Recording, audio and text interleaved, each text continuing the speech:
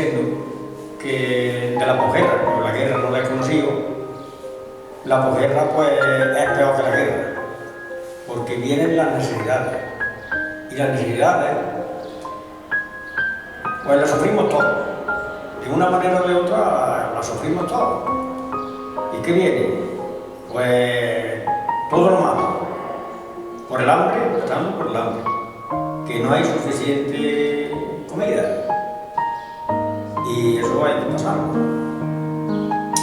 Las necesidades que hay en la comida, en la ropa, en todo.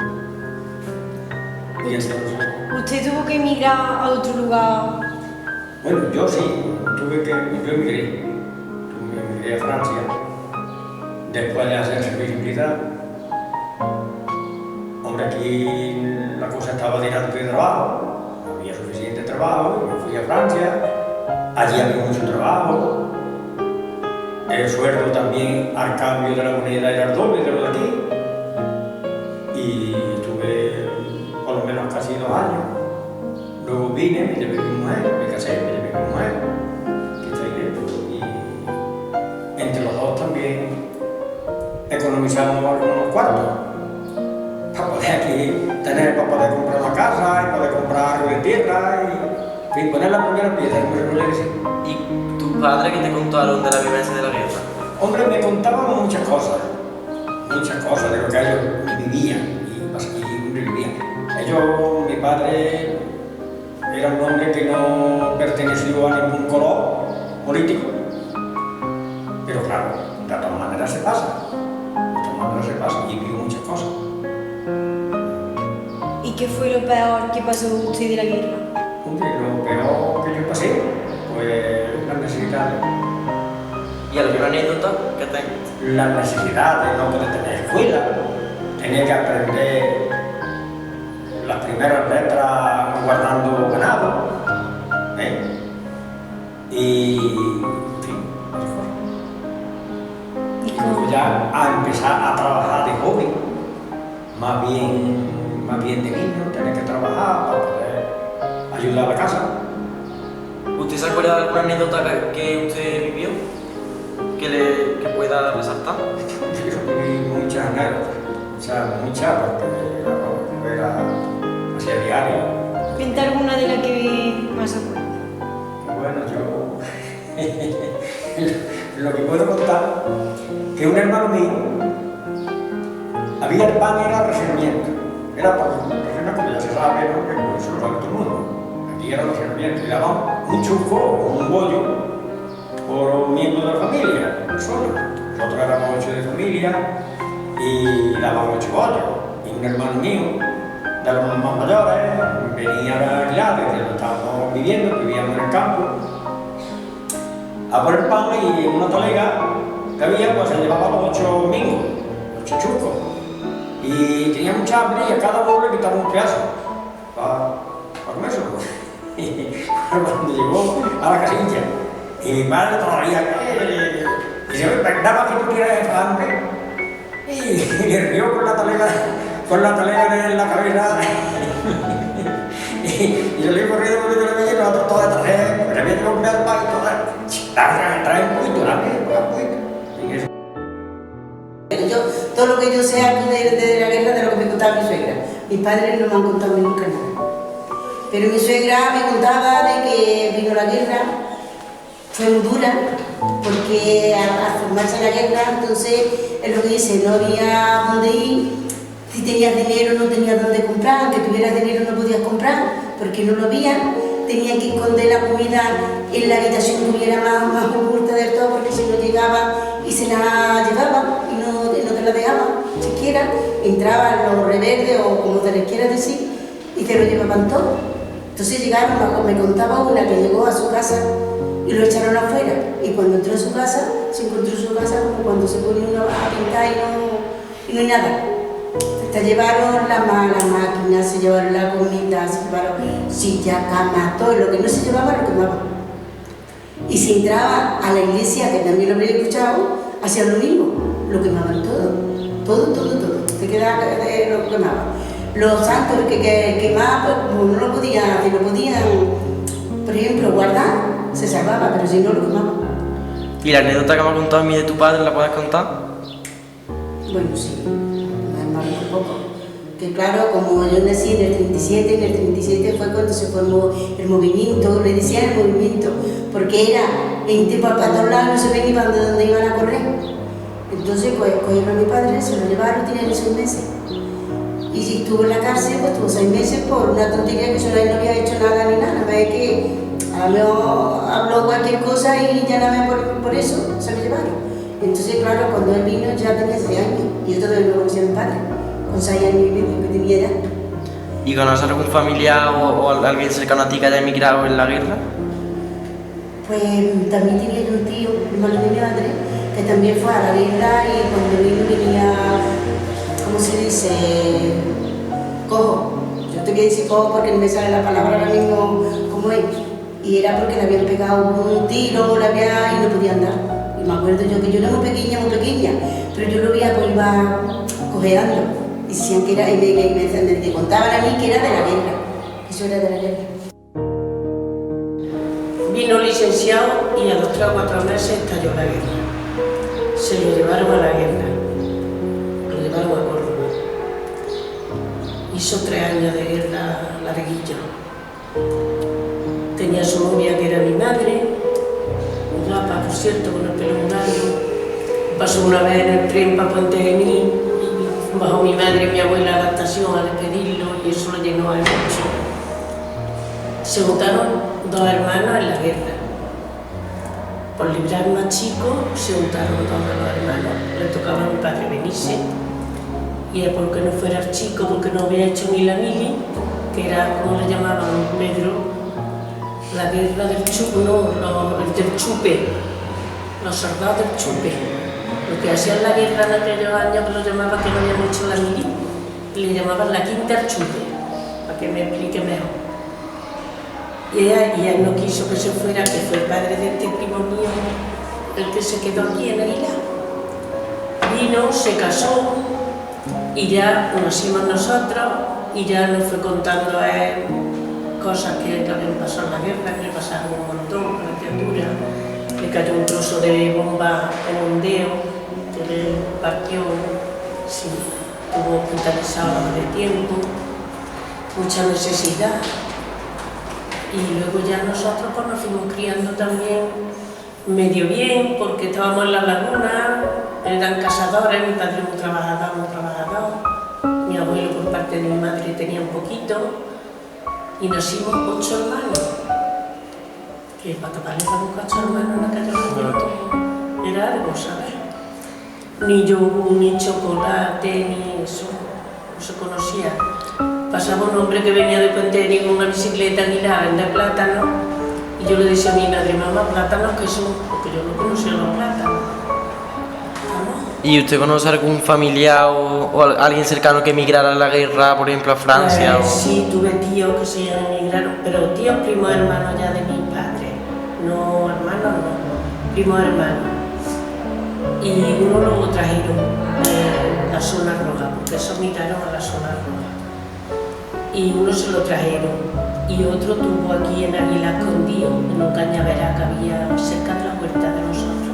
Había un cañaveral muy grande y tuvo escondido por lo menos 2 meses para que no, porque era rojo, como decían antiguamente, para que no lo mataran. Y la mujer de noche iba, le llevaba de comer, le llevaba su ropa, pero estaba metido en un agujero en el suelo y lo demás era tocarla, y de noche iba la mujer le llevaba de comer hasta que pude emigrar ya a la zona roja y se murió en la zona roja.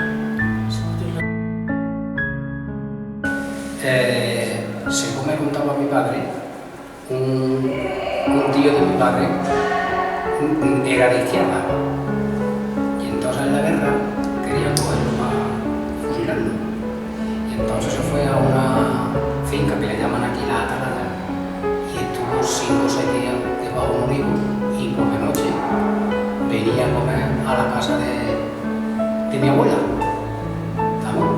Eso me lo contaba a mí mi padre, porque mi padre no estuvo en la guerra porque es que tenía 2 hermanos mayores y por tener 2 hermanos en la guerra, él se libró. Él fue al ejército que por eso le llamaron la Quinta Chupe, como se lo llevaron con 18 años. Y antes al ejército se iba con 21 años. ¿Estamos? Pero claro, como he dicho y repito, mi tío, el padre de mi prima Teria que está aquí, y el padre de otro hermano, estaban los dos en el frente. Y mi padre no se lo llevaron por eso. Y entonces lo recogieron después y le pusieron, como he dicho antes, la Quinta Chupe. Eso por ahí. Luego, yo, ya son cosas mías, yo con 4 añitos, mi abuela se ponía a hacer punto en el campo, en una era, nosotros no sabéis que era una era donde se trillaba, y yo me ponía a guardar cochino, ella haciendo punto y yo con 4 añitos a guardar cochino por una era. En la era, vamos. Y entonces, cuando mi padre vivía en una finca que hoy es de don Diego Pérez, bueno, Diego Pérez ya murió, era el Juan de la Calmante, que le llamaban Los Millares.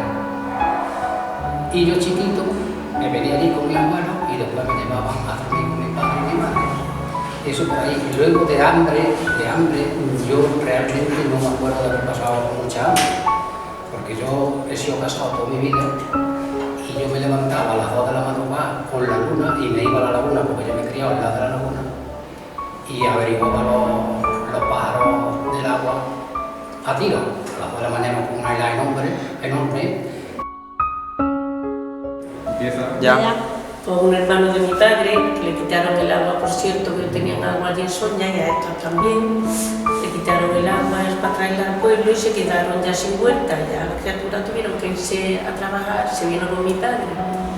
Y entonces se llevaban estiércol de las cuadras de la casa para echarlas para criar las cosas en la huerta.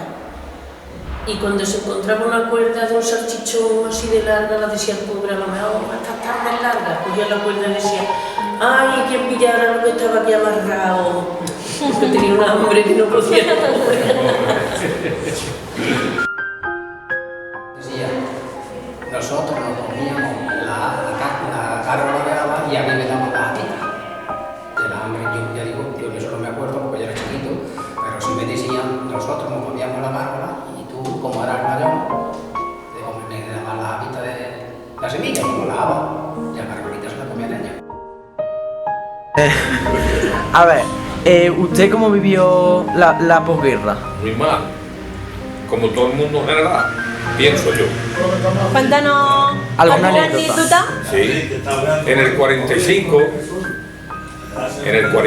que para mí fue uno de los años peores de la posguerra, entre el 44 y el 45, mis padres quedaron totalmente en la ruina, tuvimos que emigrar a Málaga, en la cual, en fin, dormí en los jardines, porque no había trabajo, no había nada de nada, y pasé muchísimo.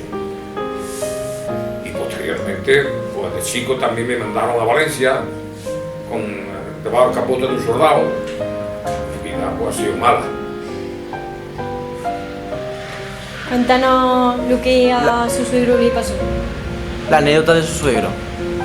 Bueno, la anécdota de mi suegro es que mi suegro mi mujer era de Castro del Río y emigraron cuando la guerra, anduvieron para acá para allá. Nació ella en Úbeda, lo cual yo me casé sin saberlo, donde había nacido, porque como en Castro había ardido todo completamente, pues no se encontraban papeles y no sabían dónde la habían dado de alta. Eso lo sé yo ya después de tener tantos hijos.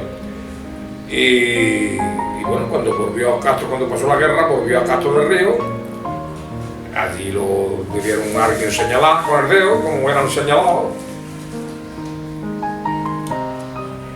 Y lo metieron en la cárcel, y lo sacaron, y lo fusilaron. Como tantos hay puestos en un monolito que hay en el cementerio, donde dicen de derecha y de izquierda todos los que fueron fusilados. Eso está en Castro del Río.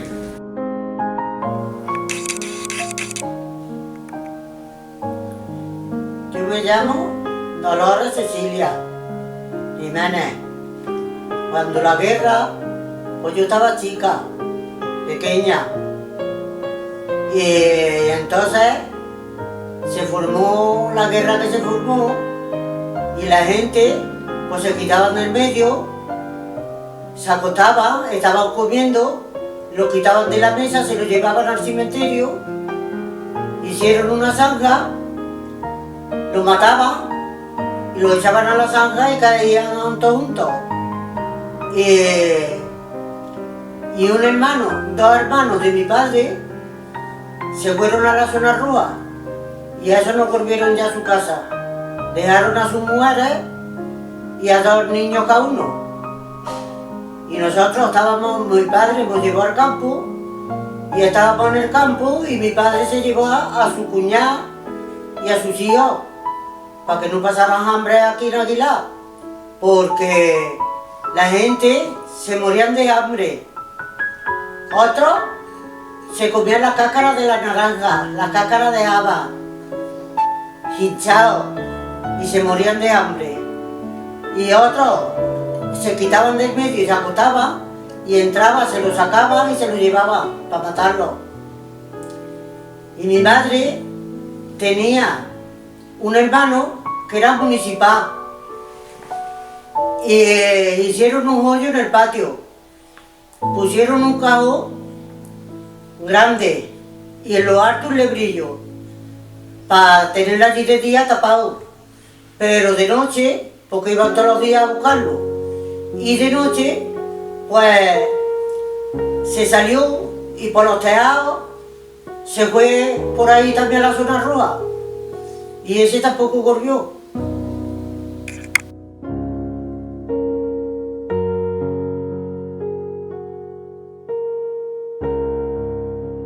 Por último, en una palabra, ¿cómo definiría la guerra o la posguerra? Hombre, yo la definiría, pues como ya he dicho antes, una calamidad muy mala. Hay que pasar muchas cosas, sobre todo en seriedad, que es lo que hoy, ya desde hace tiempo, no estamos acostumbrados a ver. Tenemos buenos coches, no teníamos coches, no teníamos ni bicicleta incluso, ya después vinieron las bicicletas. Al principio no había ni bicicleta. ¿Con qué palabra definiría usted la Yo guerra? eso que no lo conozcáis. Yo lo único que le pido, que tengo 3 hijos y que no lleguen a consenso. Yo otra palabra no le nunca, porque es una cosa muy mala, es una cosa que la estamos viendo por ahí, y lo que hay por ahí hay algo que, porque se queda todo quemado, todo destruido, y eso no quiere nadie. Vaya los jóvenes a la mejor porque no lo conocen, o no lo han escuchado bien, pero que eso es una cosa muy mala. La guerra es una cosa muy mala, eso es para no conocerla. Y ya digo, yo no la he conocido, pero nada más con lo que me han contado, lo pienso y yo qué sé. Y lo digo, yo a mis hijos es lo que le pido, nada más que no lo conozcan. Ni mis hijos, ni ninguno de mis nietos, ninguno, que tengo 2 nietos, como obviamente se llama Marma, ya tiene la carrera terminada. Entonces yo no quiero con nada, que cuando cuente trabajo y que trabaje y que eso es lo único que hay. Y en una palabra, ¿cómo definiría usted la guerra o La guerra que o la posguerra en este caso? Que no vivamos más guerra ni posguerra, que vivamos en paz, que nos llevemos todo bien y que haya comida para todos. Y que los gobiernos que piensen con la cabeza y sepan administrar las cosas y nos ayuden de unos países a otros. Punto y final. God knows what is hiding in those weak and drunken hearts. Guess he kissed the girls and made them cry, those hard-faced queens of misadventure. God knows what is hiding in those weak and sunken lines. Fiery throngs of muted angels giving love but getting nothing back. Oh, people, help the people. And if you're homesick, give me your hand and I'll hold it.